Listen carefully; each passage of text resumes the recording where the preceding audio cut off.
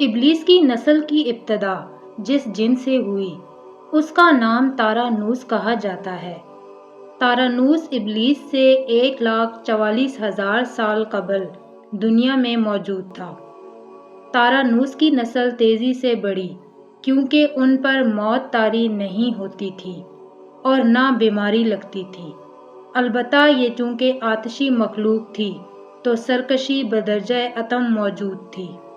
اس جنوں کی نسل کو پہلی موت فرشتوں کے ہاتھوں پیدائش کے 36,000 سال بعد آئی، جس کی وجہ سرکشی تھی۔ یہاں پہلی بار موت کی ابتدا ہوئی، اس سے پہلے موت نہیں ہوتی تھی۔ بعد میں چلپانیس نامی ایک نیک جن کو جنات کی ہدایت کا ذمہ سونپا گیا اور وہی شاہ جنات قرار پائے۔ اس کے بعد ہاموس کو یہ ذمہ داری دی گئی۔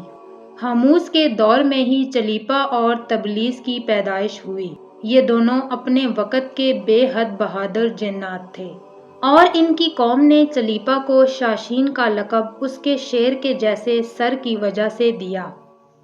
ان دونوں جنات کی وجہ سے ساری قوم کہنے لگ گئی کہ ہمیں اس وقت تک کوئی نہیں ہرا سکتا جب تک شاشین اور تبلیس ہمارے درمیان موجود ہیں۔ ان دونوں کی وجہ سے قوم کے جنات آسمان تک رسائی حاصل کرنے لگے اور تیسرے آسمان پر جا کر شرارت کر آتے تھے۔ ایسے میں حکم الہی سے فرشتوں نے ان پر حملہ کیا اور عبرتناک شکست دی۔ اسی دوران جب عزرائیل علیہ السلام کو ابلیس نے دیکھا تو سجدہ میں گر گیا۔ ابلیس شروع ہی سے ایک نڈر اور ذہین بچہ تھا۔ اس میں باپ کی بہادری اور ماں کی مکاری کوٹ کوٹ کر بھری ہوئی تھی۔ اس نے ملائکہ کے ساتھ جا کر توبہ کا باقاعدہ اعلان کیا اور پھر فرشتوں سے فیض علم حاصل کرنے لگا۔ علم حاصل کرنے اور ریاضت کا یہ عالم تھا کہ پہلے آسمان پر عابد، پھر دوسرے آسمان پر زاہد، تیسرے آسمان پر بلال، چوتھے آسمان پر والی، پانچویں آسمان پر تقی اور چھٹے آسمان پر قبازان کے نام سے مشہور ہوا۔ یہ وہ وقت تھا جب یہ فرشتوں کو سکھاتا تھا۔ ساتویں آسمان پر ابلیس بقائے نور میں رہا۔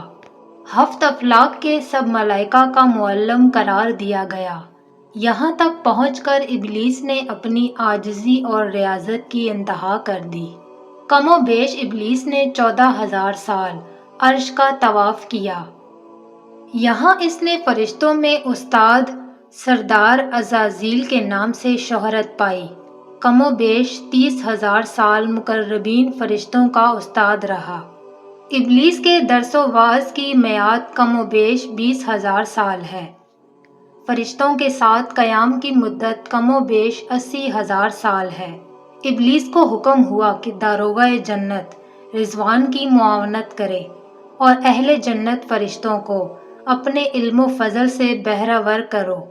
یوں ابلیس کو جنت میں داخلے کا پروانہ مل گیا اور جنت نے بھی اپنے علم سے داروغہ جنت رضوان کو سیراب کیا، اور یوں جنت رضوان کی کنجیاں ابلیس کے پاس رہیں۔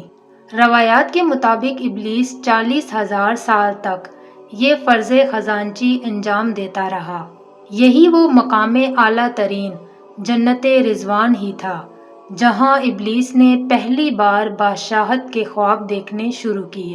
اس وقت ابلیس کے پاس ہفت اقلیم، افلاک، جنت و دوزخ سب کا اختیار تھا اور اس نے چپے چپے پر سجدے کیے تھے، مگر یہاں پہ ابلیس عاجزی سے پہلی بار بھٹکا اور خود کو بادشاہ بنانے اور رب بن جانے کے خواب دیکھنا شروع کیے۔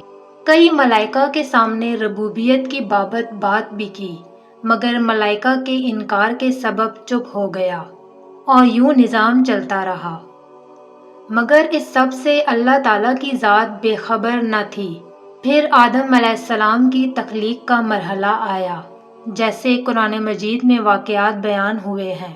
ابلیس آدم علیہ السلام کو جز جز مرحلہ وار مختلف اقسام کی مٹی سے تخلیق ہوتا دیکھتا رہا اور چپ رہا، مگر جیسے ہی اسے یہ معلوم ہوا کہ یہ آدم علیہ السلام اللہ تعالیٰ کا نائب ہے تو اس نے واویلا کیا، عبادات اور اطاعت کا واسطہ دیا، پھر طنز کیا کہ مجھ جتنی عبادت کس نے کی ہے، اور آدم علیہ السلام کو سجدہ کرنے سے انکاری ہوا۔ تب اللہ تعالیٰ نے کہا، نکل جا شیطان مردود۔ لعنتی قرار پانے کے بعد ابلیس نے اپنی عبادات اور ریاضت کا رب کریم سے عوض مانگا، جس پر اللہ تعالیٰ نے ابلیس کو ایک وقت معلوم تک مہلت فراہم کی، جس پر ابلیس نے اولاد آدم کو صراط مستقیم سے بھٹکا کر اپنا پیروکار بنانے کا دعویٰ کیا، جس پر رب کریم نے فرمایا کہ جو متقی اور پرہیزگار ہوں گے تو ان کو گمراہ نہیں کر پائے گا۔ ابلیس کے اس لعنتی کام میں اس کے 5 ساتھی ہیں۔ نمبر 1، صبر۔ اس کے اختیار میں مصیبتوں کا کاروبار ہے، جس میں لوگ ہائے واویلا کرتے ہیں، گریبان پھاڑتے ہیں، منہ پر تماچے مارتے ہیں اور جاہلیت کے نعرے لگاتے ہیں۔ نمبر 2، عور۔ یہ لوگوں کو بدی کا مرتکب کرتا ہے اور بدی کو لوگوں پہ اچھا اور پسندیدہ کر کے دکھاتا ہے۔ نمبر 3، مسوت۔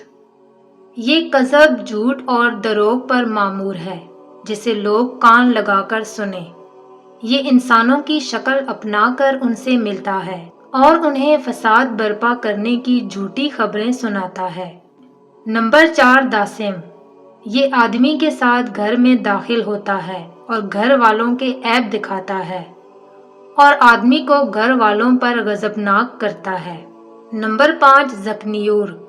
یہ بازاروں کا محتاج ہے، بازاروں میں آ کر یہ بددیانتی کے جھنڈے گاڑتا ہے، بازاروں میں برائی اور فحاشی پر ورگلاتا ہے۔ ابلیس کا آدم علیہ السلام کو سجدے سے انکار جذبہ حسد تھا کہ جس نے اسے مجبور کیا کہ میری جگہ آدم خاک کو کیوں ملی۔ یہ اس کا جذبہ تکبر اور غرور تھا کہ میں اعلیٰ ہوں، اور اس ایک سجدے کے انکار کی بات نہیں تھی، بات اطاعت سے سرکشی کی تھی، شرک کی تھی۔ ابلیس نے دل میں خود کو رب مان لیا تھا۔ اسی شرک عظیم کی بدولت ابلیس تا قیامت رسوا اور لعنتی ٹھہرا اور اولاد آدم کو بھٹکانے کے لیے آزاد قرار پایا۔ حاصل نتیجہ یہ ٹھہرا کہ رب کریم کو انسان کی عبادات، عاجزی، علم و دانش سے کچھ غرض نہیں ہے۔ رب کریم صرف دیکھتا ہے کہ دل میں اطاعت و فرما برداری کتنی ہے۔ اسی بنیاد پہ تقویٰ اور پرہیزگاری کے درجے قرار پاتے ہیں۔